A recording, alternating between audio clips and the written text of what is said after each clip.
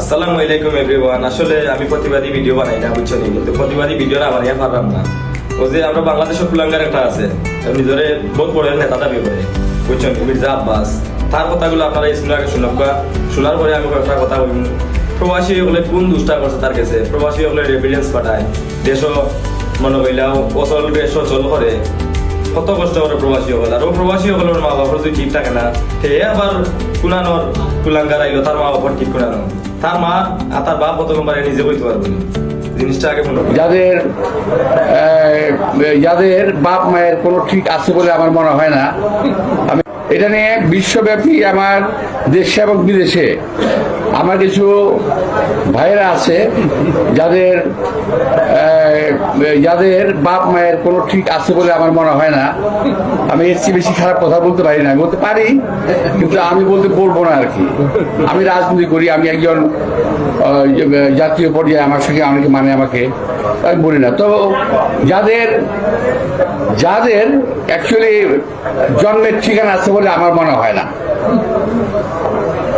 ওদের কথা বলার স্বাধীনতা আছে, ওরা আমাকে গালিগালাজ করার স্বাধীনতা আছে, আর আমি একটা সত্যি কথা বলতে পারবো না, সেই স্বাধীনতা আমার নাই। আমি রাজনীতি করে এমন ঠেকাই ঠিকছি যে আমি সত্যি কথাগুলো বলতে পারবো না, বললেই ওরা উল্টাপাল্টা কথা বলতে থাকবেন।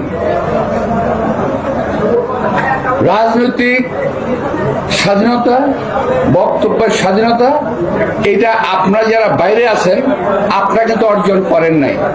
এই অর্জন আমরা করেছি।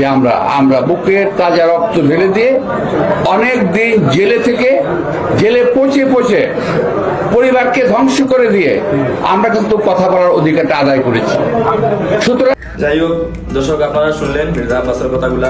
আসলে আপনারা ওই কথাগুলা শোনার পর প্রবাসী হোক বা প্রবাসী বাড়া হোক, যে কোনো জায়গার হোক, বুঝছেন না, আপনারা এটা যে জাস্টিফাই করবা, জিনিসটাকে চিন্তা করবা। আসলে শিক্ষিত মানুষের বাসা ওরকম, এ যে দেশ থাকে ওদের পরে প্রায় মানে উপর লেভেলে চলে বা আন্তর্জাতিক পর্যায়ে বেটা যায় হইল। আন্তর্জাতিক পর্যায়ে যদি যায় এইটা ওটা আন্তর্জাতিক পর্যায়ের বাসা, একটা প্রবাসী হলরে ওরকম ছোট করে দেখা, ওটা কি তার নিয়ম? বিএনপি তো আমরাও করি বেটা, তুই বিএনপির বহুত বড় নেতা নিজের দাবি করে, বুঝছিস নি? আমরা তো বিএনপির সাধারণ সৈনিক, আমরা তো তোকে শ্রম দিছি মাঠও তাকিয়া মাঠও লামিয়া। তুই আব্বাস এসি তুলে তাকিয়া খালি বড় বড় মাঠ তোমরা, কিন্তু তোমরা তো জীবনে হলেও শ্রম দিছো না। সকল প্রবাসী গুলো দেখতাম যে আমার কমেন্ট করছো, আব্বাসর বাপর জন্ম ঠিক আছে কি নাই সকলে তুমি বাপর মূলত মনে হয় তারও জন্ম ঠিক নাই, কারণ তার মা পালাই গেছে কিন্তু তাতে ও আব্বাস নানি বহুত দিনে বাড়াইছে, তার কথা প্রমাণ হইলো। আসসালামু আলাইকুম, সবাই ভালো থাকবেন, নেক্সট ভিডিওতে দেখা হইব।